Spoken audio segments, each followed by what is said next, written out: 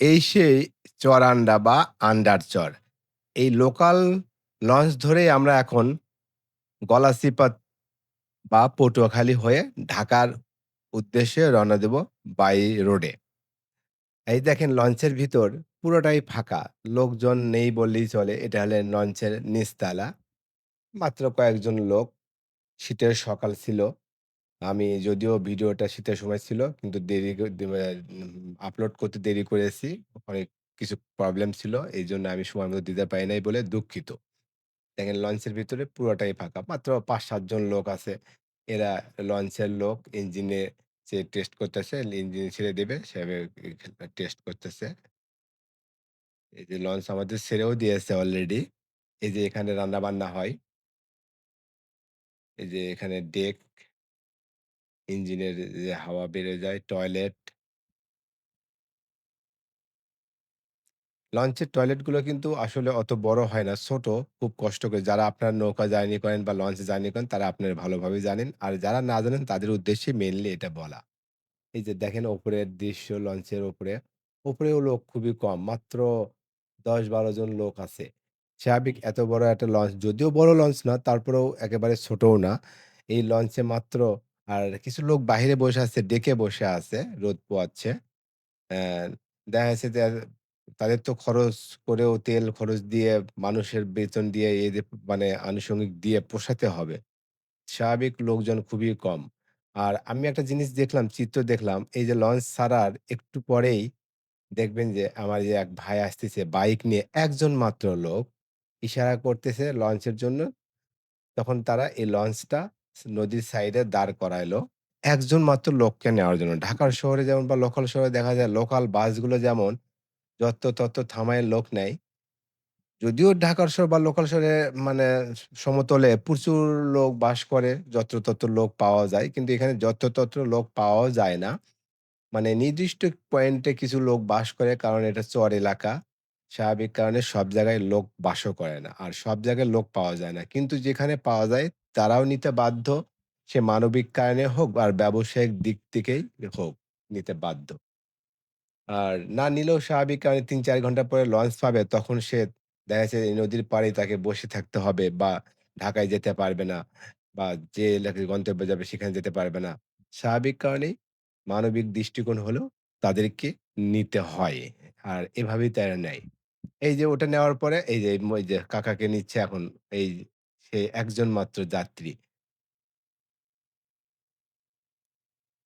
হয়তো এরকম দৃশ্য আমার পথিমধ্যে অনেক কিছুই অনেক পড়বে। যেহেতু এটা ১ম পড়েছে, তার মানে আরো পড়ার সম্ভাবনা আছে। যেটুকু সম্ভব হয় আমি আপনাদেরকে দেখানোর চেষ্টা করব। আপনারা ধৈর্য সহকারে থাকেন। তবে বেশি বড় হয়ে গেলে আপনারাও আসলে ভিডিও দেখতে চান না। আর বোরিং ফিল করেন। স্বাভাবিক কারণে আমিও ভয় পাই যে বেশি বড় করতে। তা রিকোয়েস্ট থাকবে ভিডিওটা না টেনে অবশ্যই পূর্ণাঙ্গ ভিডিও দেখবেন। আশা করি যে ভালো লাগবে। আর নদীর প্রাকৃতিক দৃশ্য কার না ভালো লাগে? হয়তোবা দক্ষিণবঙ্গের মানুষের একটু ভালো নাও লাগতে পারে। কিন্তু এটা তো শুধু দক্ষিণবঙ্গের মানুষ দেখবে না। এটা গোটাল বাংলাদেশ, পৃথিবীর বাহিরের মানুষও দেখবে। স্বাভাবিক না টেনে অবশ্যই সম্পূর্ণ ভিডিও দেখবেন, ভালো লাগবে। এই যে এখানে দেখেন ৪ জন লোক দাঁড়ায় আছে। ৪ জন মুরুব্বি, ৩ জন মুরুব্বি তার ভিতরে ১ জন মনে হয় ছেলে, বাচ্চা মানুষ। এদেরকে নেওয়ার জন্য আবার লঞ্চ এখানে ঘাটে ভিড়াচ্ছে। যদিও এখানে কোনো ঘাট নেই। ঠিক ওভাবেই ওই যে কাঠের বা পাটাতন আছে এটা দিবে নামায়া ওখান থেকে ওভাবে লোক উঠবে। দৃশ্যগুলো আসলেই মনোমুগ্ধকর, চমৎকার, দেখার মতো দৃশ্য। আরেকটা বিষয় এখানে ভালো লাগে কারণ লঞ্চ জার্নিতে এমনিই ভালো।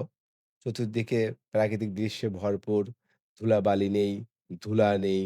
তারপরে এই যে মানে দূষিত বায়ু নেই। এই অনেক আবার লঞ্চে কিন্তু বাতাসও লাগে, ভালো লাগে। সুন্দর। লঞ্চের মানে গ্যাদারিং ও কম, মানুষজনও কম।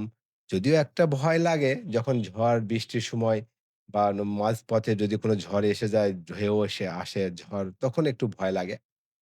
এমনিতে আদারওয়াইজ অন্য কোনো লঞ্চে ভয় নেই। লঞ্চের জার্নি সবসময় আরামদায়ক হয়ে থাকে। ঠিক ট্রেনের মতোই।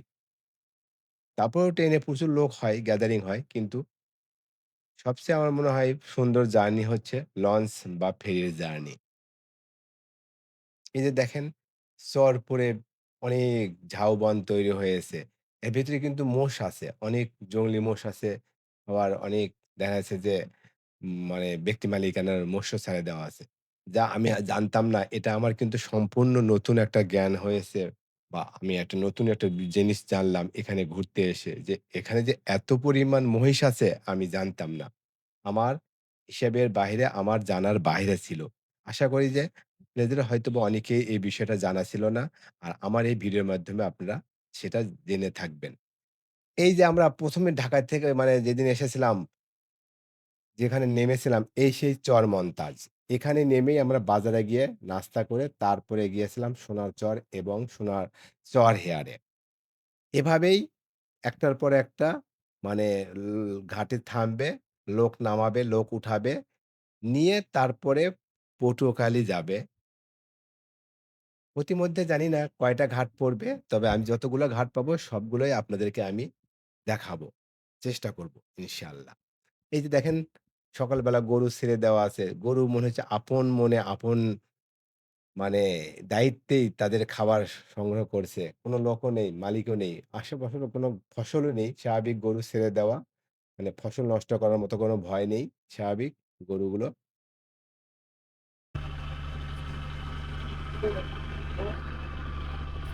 এই ভাইকেও নিলাম নেতা মানুষ বিএনপির নেতা যুগ্ম আহ্বায়ক ভোলার কোথায় পটুয়াখালীর কোন জুলাই যুদ্ধে আহত।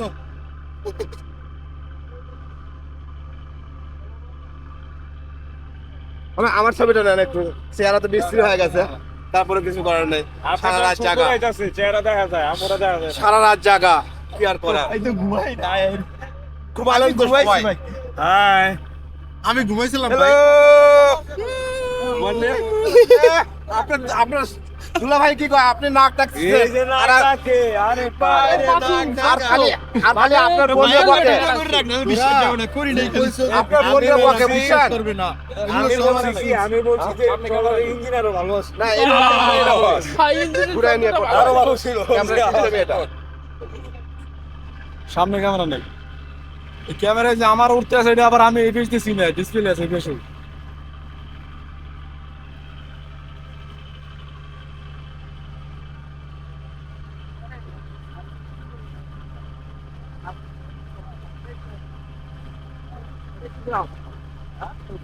ওয়াইন বক্স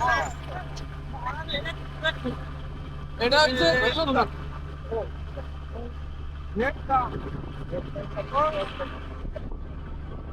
এই রেড পান এই দেখো তো কোথায় তো এটা হলে চরমন্ডল। এটা আরেকটা ঘাট। যদিও ঘাট ভেঙে গিয়েছে দেখেন। ঘাট মানে ভাসমান অবস্থায় আছে। ওই যে পাশে একটা লঞ্চ রেখে দিয়েছে। এই ঘাটে এসে লঞ্চে ওঠে। লঞ্চে মানে সাইডে আবার আরেকটা লঞ্চ মানে রানিং লঞ্চটা ওখানে দাঁড়ায়। দাঁড়ালে ওই ওই সাইড দিয়ে আবার লোক ওঠে। মানে বর্ষায় ভেঙে গিয়েছে। স্বাভাবিক কারণে এই সিস্টেমে এখানে লোক ওঠানো হয়। যাই হোক মানে এভাবেই আসলে লোক ওঠায়। বললাম না আপনাদেরকে যে তারা এভাবে প্রচুর লোক ওঠায়। এই যে এরপরে আরেকটা ঘাট আসছে হলো গোয়েনখালী ঘাট এটা। গোয়েনখালী ঘাট থেকে লোক নামালো বা ওঠালো। এখন দেখেন এই যে সাইডে দেখেন বনের ভিতরে কিন্তু মোষ দেখা যায়। একটা দেখছি শিয়ালও দেখলাম যদিও আমার ক্যামেরাতে মনে হয় আসে নাই। এই যে দেখেন এখানে মানে চরের ভিতরে কিন্তু অনেক মহিষ, গরু মানে চলতেছে। অ্যা তো দেখা যাচ্ছে যে এত যে মহিষ, গরু কই থেকে আসছে তা আমি আমারও জানা নেই। আর এইজন্যই কবি রবীন্দ্রনাথের এখন কথা একটা মানে রবীন্দ্রসঙ্গীত মনে পড়ে যাচ্ছে, "ও আমার দেশের মাটি, তোমার পরে ঠেকাই মাথা।" আসলে এত সুন্দর একটা দেশ, এত সুন্দর একটা প্রকৃতি। আসলে এই প্রকৃতি, এই দৃশ্যগুলো, এই সাইড সিন গুলো, এই মানে প্রাকৃতিক দৃশ্যগুলো দেখেই আসলে রবীন্দ্রনাথ এই রবীন্দ্রসঙ্গীতটা রচনা করেছিলেন, "ও আমার দেশের মাটি তোমার পরে ঠেকাই মাথা।" আসলে এত সুন্দর দৃশ্য দেখে কে না চায় তার দেশের মাটিতে মাথা না ঠেকাতে?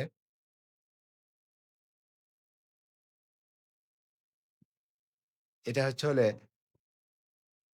মনে হয় পানপট্টি অ্যা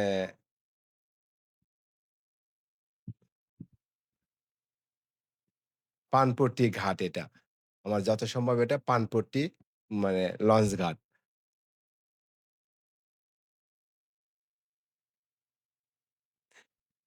এখানে যেন মানে নদী ভেঙে গিয়েছে।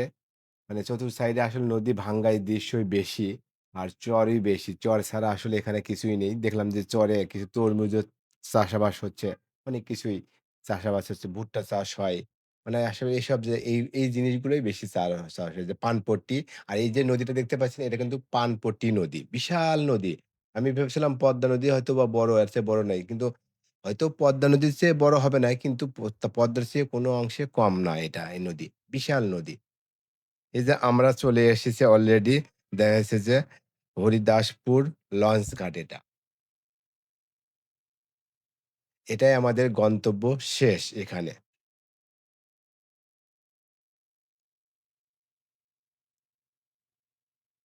এখানে লঞ্চ এবং ফেরি দুটাই আছে ঘাট। মানে একই ঘাটেই লঞ্চ থামে এবং ফেরিও আছে ছোট্ট ফেরি। এই কিছু গাড়ি, মোটরসাইকেল, রিক্সা, অটো এসব পারাপারের জন্য মানে এই গলাচিপায় যায় এটা। পটুয়াখালীর গলাচিপাতে পার হওয়ার জন্য এই লঞ্চ মানে লঞ্চ ঘাটটা করা আছে বা ফেরিঘাট। ছোট্ট ফেরি। ফেরিটা খুব বড় না, ছোট ফেরি। এই যে আমরা ফেরি মানে লঞ্চ থেকে নামলাম। নামে এখন যাচ্ছি, যাবো হলে বাস স্ট্যান্ডের দিকে।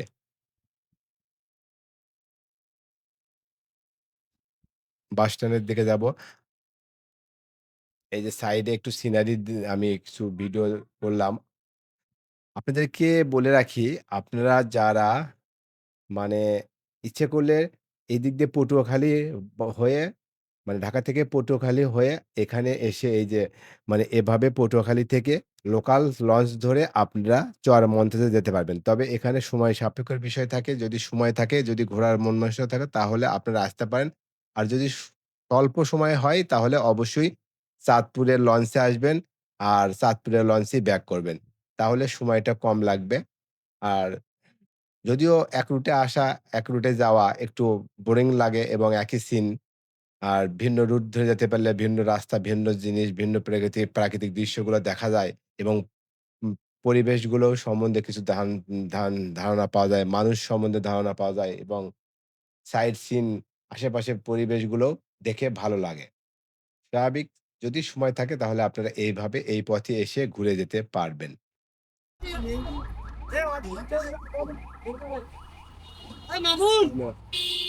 মাথারিয়া আম তরু। এই দিক দিয়ে আসলাম হচ্ছে আমরা আর এদিকে গেছে হচ্ছে কুয়াকাটা আর এদিকে ঢাকা। কুয়াকাটা আছে এদিকে, ঢাকা যাওয়ার রাস্তা এদিকে। আর এই দিক থেকে আমরা আসছি সেই পটুয়াখালী গলাচিপা থেকে এই দিকটায় আসছি। এখন আমরা খাওয়া দাওয়া করবো, তারপরে খাওয়া দাওয়ার পরে ঢাকার উদ্দেশ্যে রওনা দেবো।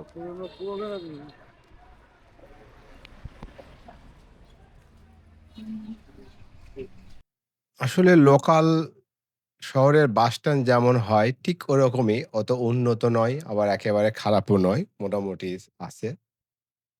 আর আমরা এখন বাসের উদ্দেশ্যে ঢাকার বাসের উদ্দেশ্যে রওনা দিয়েছি। বাস স্ট্যান্ডে যাচ্ছি। এখান থেকে যে বাস পাবো শ্যামলী পাই বা হানিফ পাই বা যাই হোক আমরা ডলফিনের মনে হয় গিয়েছিলাম। হ্যাঁ, ডলফিন ধরেই আমরা ঢাকার উদ্দেশ্যে রওনা দিয়েছিলাম। আর টিকিট নিয়েছিল ৳৫০০। আর এটা যাবে হচ্ছে হলো বরিশাল মানে পায়রা নদী হয়ে বরিশাল হয়ে তারপরে পদ্মা সেতু হয়ে ঢাকায় যাবে। আর আমি চেষ্টা করব আপনাদেরকে ক্ষুদ্র কিছু মানে রুট গুলো দেখানোর জন্য। এই যে সামনে এটা দেখতে পাচ্ছেন এই পায়রা সেতু। আমরা পায়রা সেতুর দিকে রওনা দিয়েছি হেঁটে। আর ওদিকে মামুন ভাইরা বাসের টিকিট কাটতেছে। বাস একটু দেরি হবে। তো এইজন্য ভাবলাম যে যেহেতু পায়রা সেতুটা দেখি নাই, এইজন্য পায়রা সেতুটা একটু দেখে কিছু ভিডিও করার জন্য আমি আর এবং মাসুম ভাই রওনা দিয়েছি ২ জনে। মোটামুটি কয়েক মিনিট হাঁটার পরেই আমরা পায়রা সেতুর খুব কাছে চলে আসছি এবং আসার অল্প একটু পরেই দেখা যায় আমাদের বাসও চলে এসেছিল। স্বাভাবিক কারণে আমরা বাসে উঠে পড়েছিলাম। যাই হোক, আমি অল্প কিছু ভিডিও করেছি। আপনারা দেখতে থাকেন।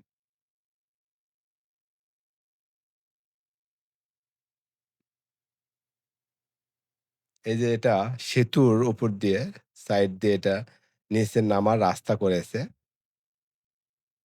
সেতু মূল নদীটা আসলে অনেক বড় তা না। কিন্তু মূল নদী থেকে সেতুটা অনেক দূর মাথা নিয়ে মানে সংযোগ দিয়েছে যেন নদী ভেঙে গেলেও যেন সহজে সেতুর পাড়টা ভেঙে না যায়।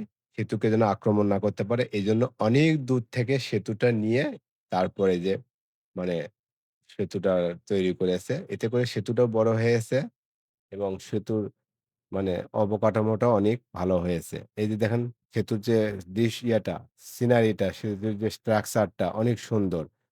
এটা আমি উপরে এসে ভিডিও করলাম। আমি কখনো দেখি নাই। এটাই ফার্স্ট আমি এসেছি এই পায়রা সেতুতে। আর এইজন্য একটা ভিডিও করলাম। তবে সেতুর যে গঠন শৈলী অনেক চমৎকার, অনেক সুন্দর সেতু এটা।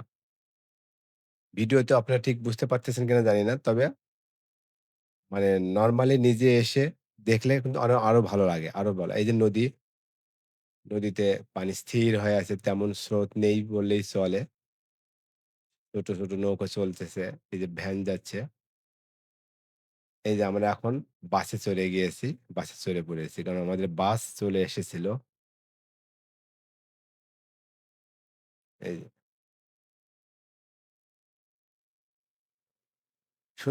সেতুটা আসলে দেখার মতো সুন্দর করেছে। স্ট্রাকচার, গঠন, শৈলী অনেক সুন্দর। ভালো লেগেছে আমার। বা আমাদের এদিকে অবশ্য এরকম সেতু একটাও নেই। বিশেষ করে পদ্মা সেতু বাদে ঢাকার ভেতরে বা ঢাকার বাইরে উত্তরবঙ্গে এরকম সেতু আমি দেখতে পাইনি এখন পর্যন্ত। এই যে আমরা এখন পদ্মা সেতুতে চলে এসেছি। আর আমরা যেহেতু বরিশালে এসেছিলাম রাতের বেলা, রাতের অন্ধকারে ভিডিও করা যায় নাই। এজন্য আমি আর রুটের রাস্তার বা বরিশালের কোনো ভিডিও আপনাদেরকে দেখালাম না। আমি ডাইরেক্ট পদ্মা সেতু যেটা প্রবেশ করেছিলাম, এটার কিছু ভিডিও করলাম। আমি নিজেও দেখলাম কারণ এটাই ফার্স্ট টাইম আমি পদ্মা সেতু দেখলাম। যদিও হয়তোবা গাড়ি থেকে নেমে দেখতে পারলে ভালো লাগতো, কিন্তু ওটা সম্ভব হয়নি। এটা দেখতে হলে তাহলে পার্সোনাল গাড়ি নিয়ে ২-৪ জন বা ৫-৭ জন এসে ঘুরে যেতে হবে। তাহলে হয়তোবা দেখা সম্ভব। কিন্তু এভাবে পাবলিক গাড়িতে এ এ গাড়ি থামিয়ে দেখা সম্ভব নয়। তাই যেটুকু সম্ভব গাড়িতে বসে দেখলাম এবং ভিডিও করলাম আপনাদের উদ্দেশ্যে। আর কেমন লাগলো সেটা অবশ্যই জানাবেন। আর রিকোয়েস্ট থাকবে অবশ্যই, অবশ্যই আমার পেজটা সাবস্ক্রাইব করবেন, লাইক, কমেন্ট দেবেন আর শেয়ার দিয়ে আপনার বন্ধুদেরকে আমার ভিডিওটা দেখতে সাহায্য করবেন। হয়তো ভালো লাগলে সেও আমার পেজটা সাবস্ক্রাইব করবে। এতে করে আমার পেজের ডেভেলপ হবে এবং আমিও উৎসাহ পাবো বেশি, বেশি ভিডিও করার জন্য। অতএব রিকোয়েস্ট থাকবে অবশ্যই পেজটা সাবস্ক্রাইব করবেন, লাইক, কমেন্ট, শেয়ার দিয়ে পাশে থাকবেন। আল্লাহ হাফেজ।